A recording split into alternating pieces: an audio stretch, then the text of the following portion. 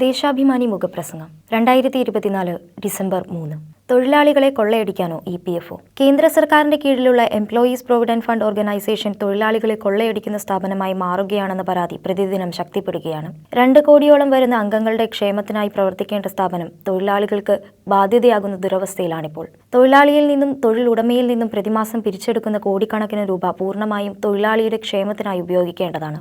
എന്നാൽ ഇതിന്റെ സേവനങ്ങൾ യഥാസമയം ലഭ്യമാക്കുന്നതിൽ ഗുരുതര വീഴ്ചയാണ് വരുത്തുന്നത്. തൊഴിലാളി യൂണിയൻ അംഗങ്ങൾ അടങ്ങുന്ന ബോർഡിനാണ് ഭരണമെങ്കിലും കേന്ദ്ര സർക്കാരിന്റെ തൊഴിലാളി വിരുദ്ധ നയങ്ങൾ അടിച്ചേൽപ്പിക്കുന്ന രീതിയാണ് പലപ്പോഴും കാണുന്നത്. ഏറ്റവും ഒടുവിൽ ചേർന്ന കേന്ദ്ര ട്രസ്റ്റ് ബോർഡിന്റെ യോഗത്തിലും സർക്കാരിന്റെ താൽപര്യം നടപ്പാക്കാനുള്ള നീക്കമാണ് ഉണ്ടായത്.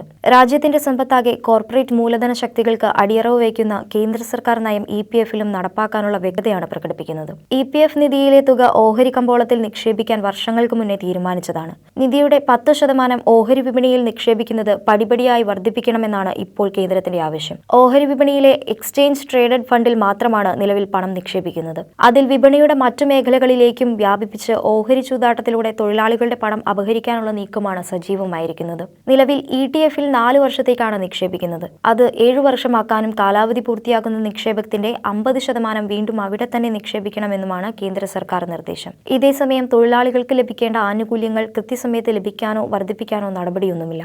1995-ൽ നടപ്പാക്കിയ പെൻഷൻ പദ്ധതി തൊഴിലാളികൾക്ക് ആശ്വാസമായിരുന്നു. നാമമാത്രമായ തുകയാണ് കൊടുത്തുകൊണ്ടിരുന്നത്.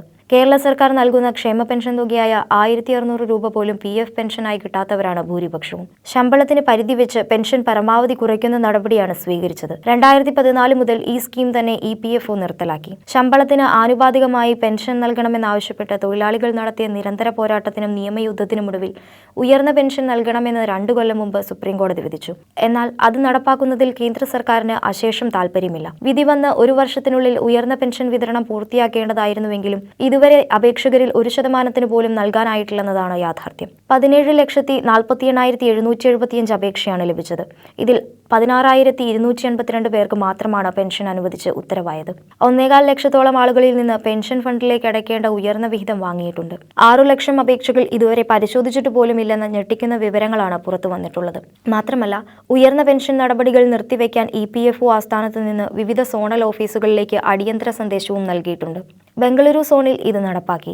ബാക്കി സ്ഥലങ്ങളിലും ഈ ഉത്തരവ് നടപ്പാക്കാൻ സാധ്യതയുണ്ടെന്ന് പ്രചരിച്ചതോടെ ഉയർന്ന പെൻഷൻ അപേക്ഷിച്ചവരും വലിയ തുക തിരിച്ചടച്ചവരും ആശങ്കയിലാണ്. കേരളത്തിൽ 79,835 അപേക്ഷകരിൽ 779 പേർക്ക് മാത്രമാണ് ഉയർന്ന പെൻഷൻ നൽകി തുടങ്ങിയത്. പെൻഷനുള്ള പുതിയ അപേക്ഷകളിലും ഇപ്പോൾ തീരുമാനം വൈകുകയാണ്. ശമ്പളത്തിനനുസരിച്ച് പെൻഷൻ കിട്ടി വാർദ്ധക്യത്തിൽ മറ്റുള്ളവരെ ആശ്രയിക്കാതെ ജീവിക്കാമെന്ന് കണക്കുകൂട്ടിയവർ തീർത്തും നിരാശരാണ്. വിരമിക്കുന്ന വർഷത്തിൽ വാങ്ങിയ ശമ്പളത്തിനനുസരിച്ച് പെൻഷൻ നൽകേണ്ടതിനു പകരം പ്രോറേറ്റ പ്രകാരമാണ് പെൻഷൻ കണക്കാക്കുന്നത്. മുമ്പ് 1 വർഷത്തെ ശമ്പളത്തിന്റെ ശരാശരി എടുത്താണ് കണക്കാക്കിയിരുന്നതെങ്കിൽ ഇപ്പോൾ 5 വർഷത്തെ ശമ്പളത്തിന്റെ ശരാശരി വെച്ചാണ് കണക്കാക്കുന്നത്. അതും 2014 അതിനുശേഷവും എന്ന് തിരിച്ച് 2 ഘട്ടങ്ങളിലെ ശമ്പളത്തിന്റെ ശരാശരി വെച്ച് പെൻഷൻ കണക്കാക്കുന്ന രീതിയാണ് പ്രോറേറ്റ. ഇതോടെ 50,000-ന് മുകളിൽ ശമ്പളം വാങ്ങിയവർക്ക് പോലും 15,000-നടുത്താണ് പെൻഷൻ ലഭിക്കുക.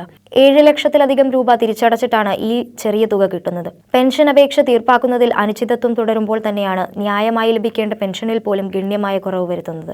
ഒപ്പം ആവശ്യത്തിന് ജീവനക്കാരെ വെച്ച് അപേക്ഷകളിൽ തീർപ്പ് കൽപ്പിക്കുന്നതിലും കാലവിളംബം ഉണ്ടാക്കുകയാണ്. ഇങ്ങനെ എല്ലാവിധത്തിലും തൊഴിലാളികളെ കൊള്ളയടിക്കുന്ന സ്ഥാപനമായി EPFOയെ മാറ്റുകയാണ് കേന്ദ്രം.